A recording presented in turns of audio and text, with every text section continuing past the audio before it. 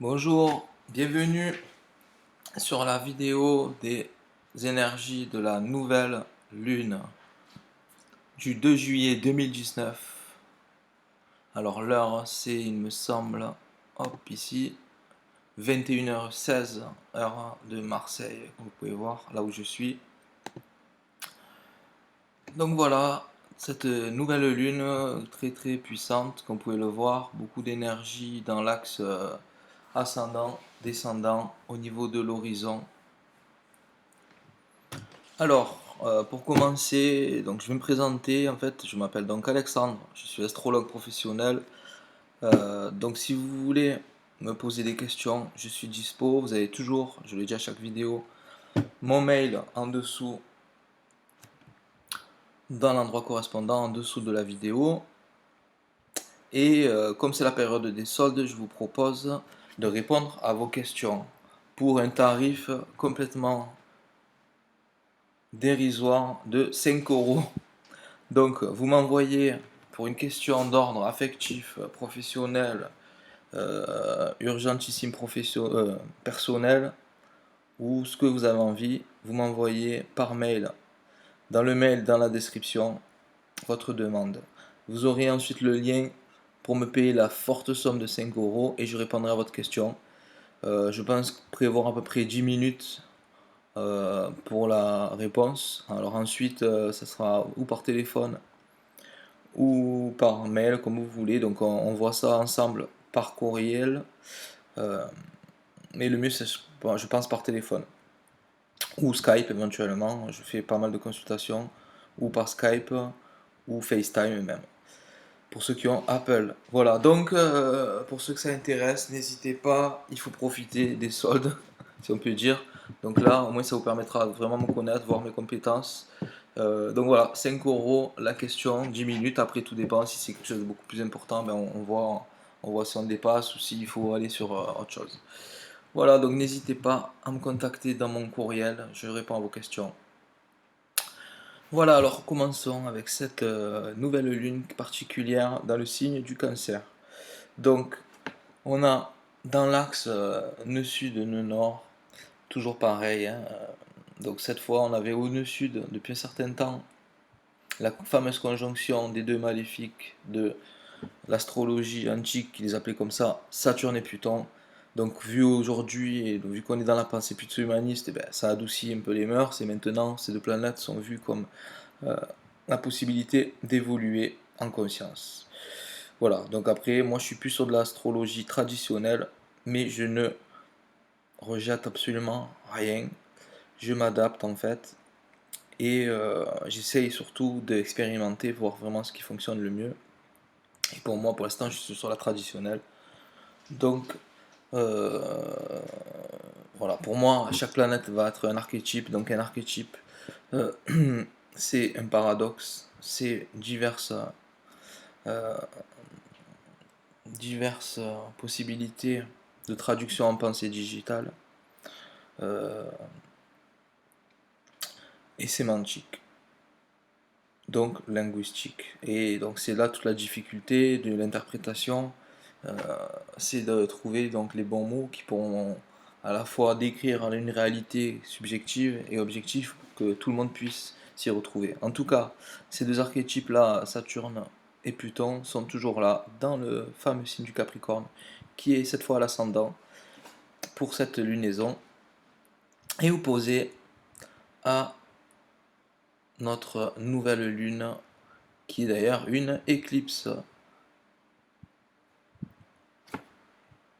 Alors, elle se trouve dans l'axe Cancer-Capricorne, entre la maman du zodiaque, le Cancer, et le papa du zodiaque, le Capricorne. Voilà. Donc, on a cette opposition qui nous montre que, que c'est quelque chose très très, de très puissant, puisqu'on a une opposition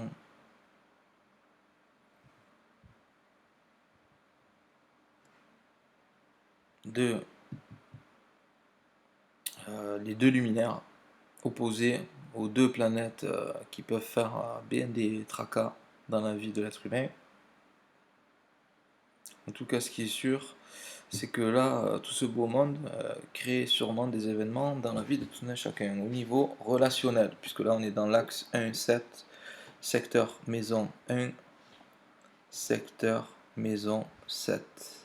Avec, comme vous le voyez, le soleil et la lune qui sont pile sur le méridien, au niveau du descendant, en fait. Donc, au niveau symbolique, c'est vraiment très puissant, là. On a vraiment quelque chose de vraiment puissant.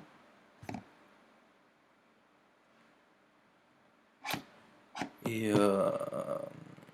avec en plus une éclipse qui est solaire, en plein mois, où on a une canicule. Alors je sais pas si vous entendez le ventilo, peut-être ça peut gêner, j'espère pas. Mais voilà, donc beaucoup de... donc tout dépend bien sûr de la mise en conscience de chacun, tout dépend du niveau de conscience de chacun, tout dépend aussi des aspects que vous avez dans votre thème, qui sont, donc s'ils sont euh, superposés à cet axe Capricorne, Cancer, si vous avez des planètes autour de ces signes et autour de cette nouvelle lune et de l'axe entre les nœuds et Saturne et Pluton, sûrement que ça c'est quelque chose qui est à travailler fortement en cette période et qui va être sur le devant de la scène pour cette lunaison. Voilà, donc qu'est-ce qu'on peut dire? Donc la lune elle va être dans son signe, hein, le Cancer. Le soleil eh ben, il est bientôt dans son signe le mois prochain, signe d'été. Donc là, j'aurais pu faire une vidéo pour l'été, sachant que les astrologues avant, et même sûrement certains le font encore, faisaient l'interprétation du 21 juin, du solstice, qui permettait d'avoir des événements pour tout l'été. Donc là, je ne l'ai pas fait, surtout que la nouvelle lune arrive quelques jours, ouais, quand même pas mal de jours après, quand même le 21 juin, mais les configurations sont quand même identiques, ressemblent. Donc c'est vrai que cette canicule, on pourrait penser que, vu qu'on a Jupiter qui est dans son signe, en signe de feu, peut-être que ça y joue sur l'effet de chaleur qu'on ressent, je ne sais pas. Il faudrait regarder les années, donc Lion et Bélier, ce qu'il y a eu. Je vous avoue que je ne l'ai pas fait. Donc voilà, ensuite, voilà, ici on est dans le signe familial qui est le Cancer. Et ici, donc la maison 4 avec le fond du ciel qui représente aussi au niveau secteur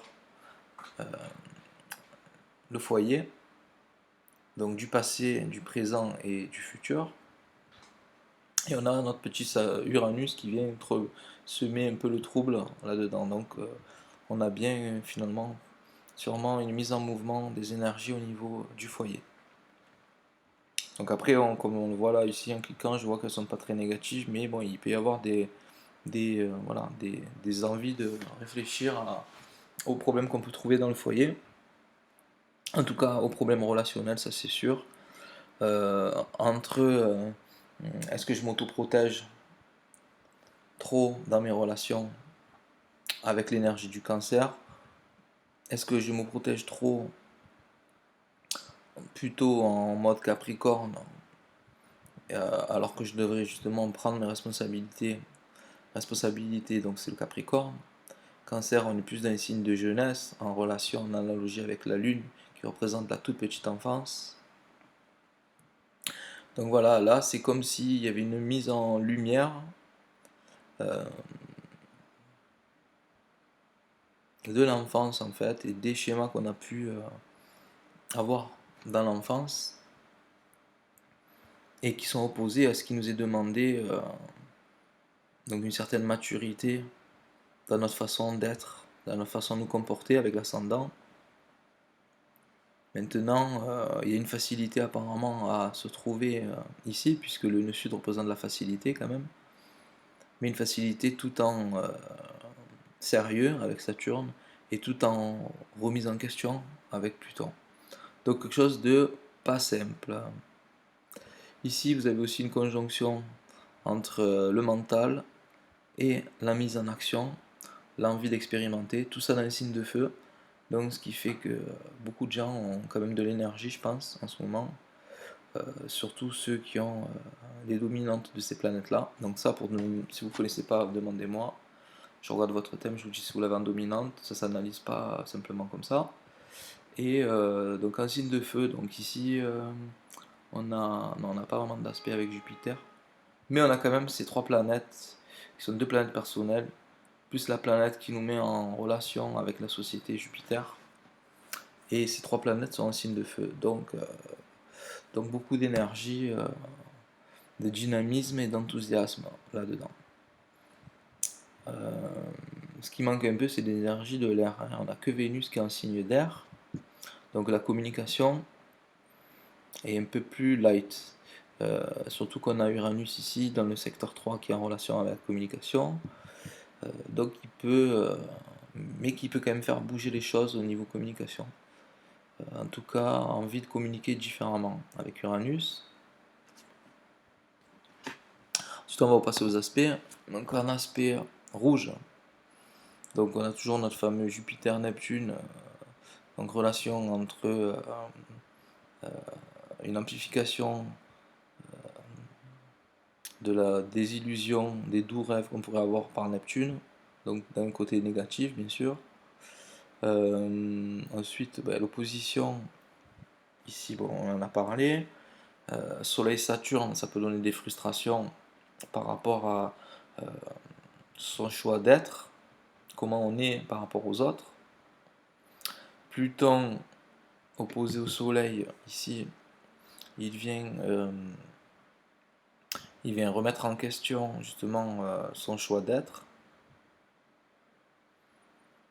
Et la Lune Pluton, Lune Saturne, pareil, hein, autant au niveau de la conscience Soleil que de l'inconscient la Lune, on a un aspect de tension qui nous fait donc nous sentir tendus ou alors créer des événements dans nos vies en rapport avec ces archétypes.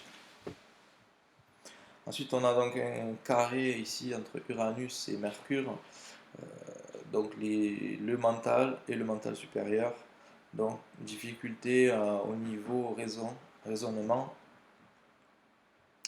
Et ici, Mars aussi qui est en relation difficile avec Uranus, donc il peut créer, souvent ce qu'on dit c'est des accidents ou des événements un peu inattendus et auxquels on n'était pas préparé au niveau négatif. Donc voilà.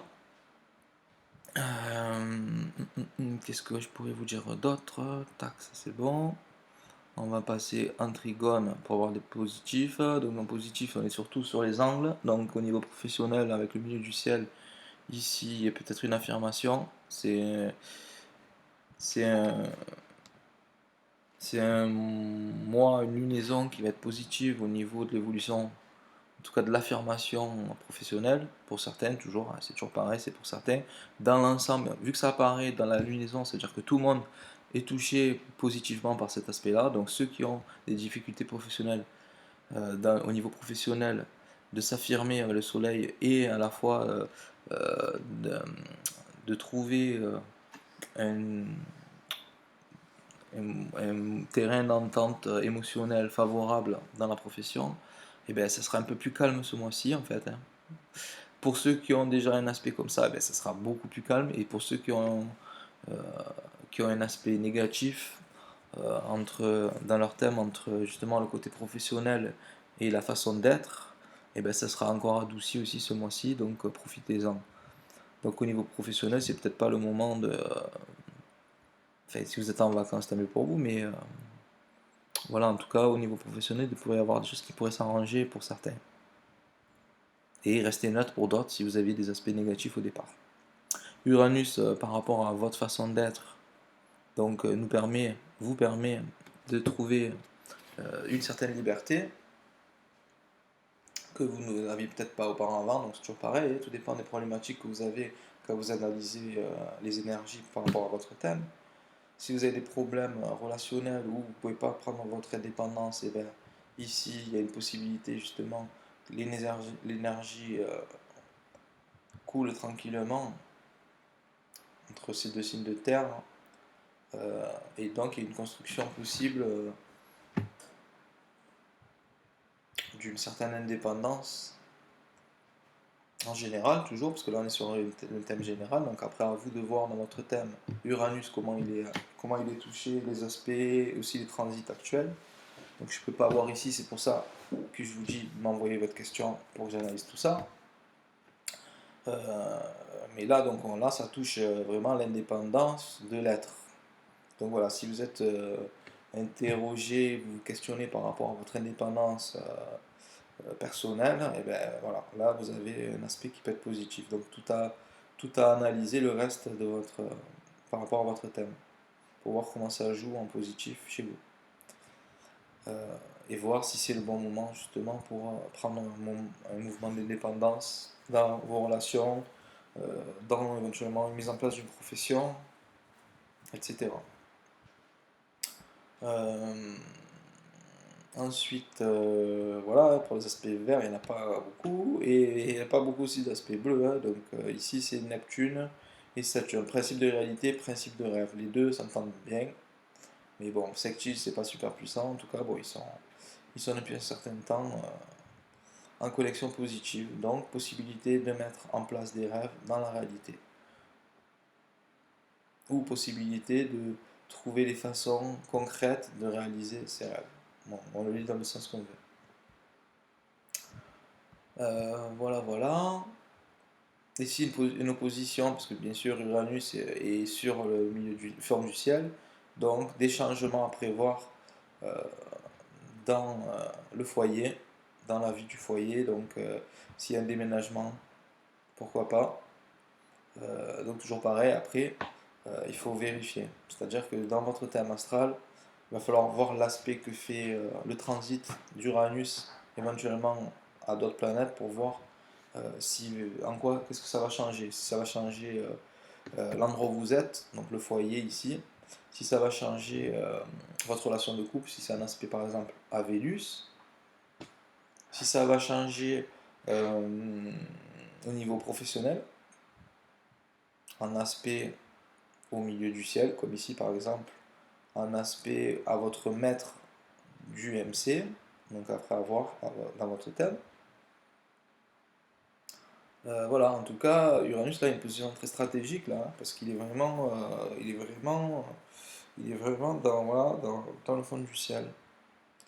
Et on a en même temps donc quelque chose de très important, une éclipse solaire. Donc ça veut dire que le soleil est éclipsé pendant, bon là c'est la nuit donc ça tombe bien, c'est au coucher du soleil en fait, hein. Donc nous d'ici apparemment c'est pour chez moi en France à Marseille, ça se passera vraiment quand il sera juste en train de passer sous l'horizon, donc on le verra pas.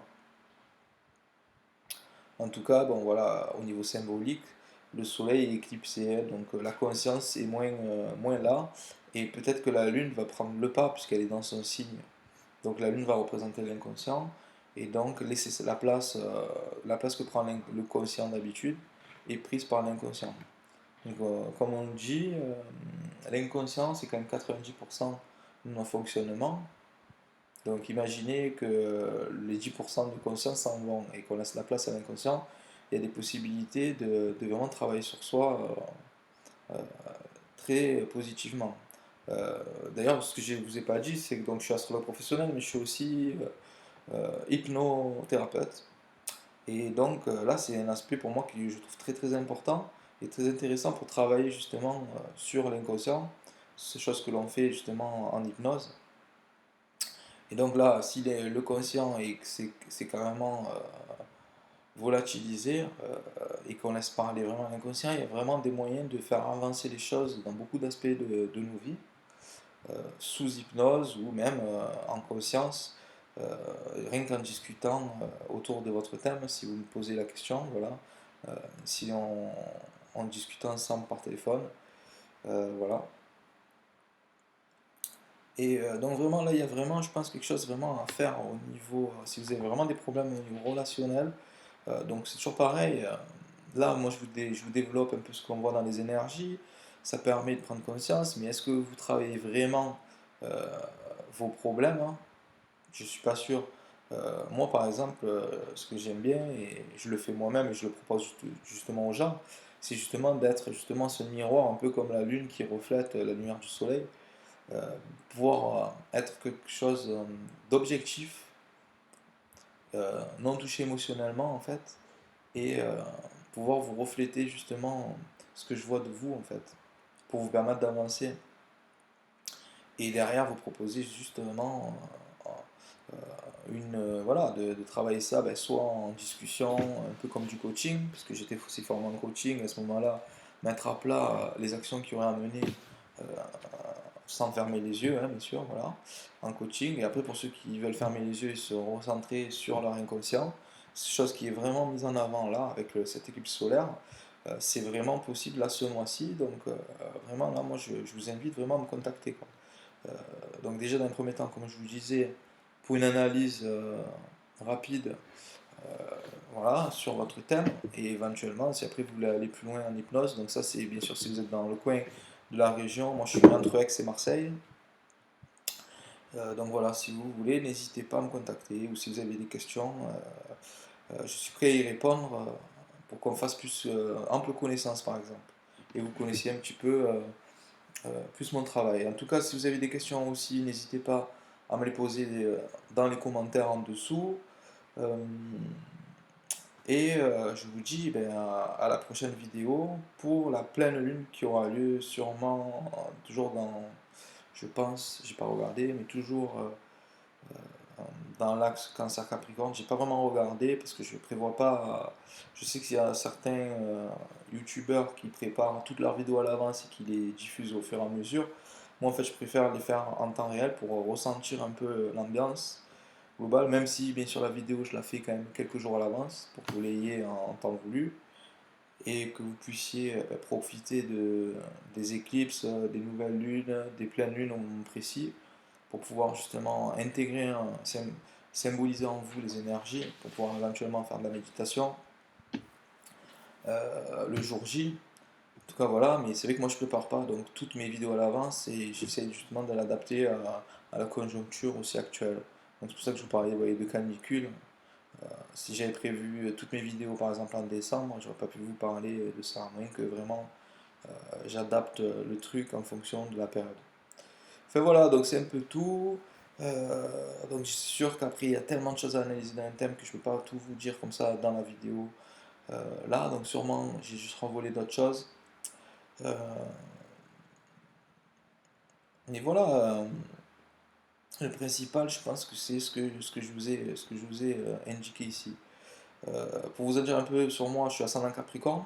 Donc je suis particulièrement touché par cette lunaison là. Et donc comme vous avez bien pu le comprendre, ben, j'ai depuis un certain temps ces deux fameuses planètes, Saturne et Pluton, qui se baladent joyeusement dans mon secteur 1 et qui me font avancer un peu comme tout le monde sur le chemin de la compréhension de soi, de la possibilité d'évoluer en conscience et d'intégrer ben, tous les archétypes de la meilleure façon qui soit, le sérieux, la responsabilité dans Saturne, et pour éviter les frustrations qui sont le côté un peu négatif de la planète. Pareil pour Pluton qui est ma planète qui gouverne mon soleil. Donc voilà, donc oui, imaginez quoi, j'ai Pluton qui est le maître de mon soleil, Saturne qui est mon maître d'ascendant. Donc je peux vous dire que là actuellement, je suis vraiment, je suis bien placé pour vous parler de cette lunaison. En tout cas, je vous dirai un petit peu comment je l'ai expérimenté quand on arrivera sur la vidéo de la pleine lune. Et à la fin du mois aussi pour vous dire un peu ce mois de juillet, comment il a avancé pour moi. En tout cas, tout ce que je peux vous dire, c'est que déjà au niveau communication relationnelle, il y a eu beaucoup de choses pour moi. Juste avant cette éclipse, et je suis, ben, comme vous le voyez, je suis en travail sur moi, hein, parce que là, Saturne, Pluton, vous imaginez bien en secteur 1 ce que ça peut donner. Donc voilà, on est tous un peu dans le même bateau. Voilà, moi-même, j'ai quelqu'un justement qui me permet de prendre conscience objectivement des choses, même si moi-même, bien sûr, j'analyse mon thème, mais Voilà, c'est bien d'avoir, je pense, quand même un avis extérieur. Donc je me propose d'être celui-ci par rapport à vous si vous avez des questions. Donc voilà, n'hésitez pas, je suis là pour ça, voilà. Donc je vous dis à très bientôt, une très belle éclipse, profitez bien, surtout que voilà, là il fait très chaud, donc profitez bien des soirées peut-être pour vous ressourcer devant nos belles étoiles, notre beau champ étoilé. Surtout qu'en ce moment, ben, comme vous le savez, on le voit ici, on a toujours ce fameux Jupiter qui illumine notre ciel. Et donc moi je me régale à voir cette puissance lumineuse dans le ciel là, tous les soirs. Surtout que la dernière justement pleine lune, il y avait justement la lune à côté. Franchement, je me suis régalé quoi, à visionner tout ça, la pleine lune et Jupiter à côté. Et là, en plus, on a Saturne en fait qui se lève aussi un petit peu plus tard, en fait, dans la nuit, vers minuit. Donc, c'est vrai qu'en ce moment, on se couche assez tard avec ces températures, et ça permet d'observer un peu ces fameuses planètes et toutes ces belles étoiles en mouvement dans notre ciel. Voilà, donc ben, profitez bien et je vous dis à la prochaine pleine lune. Bye bye.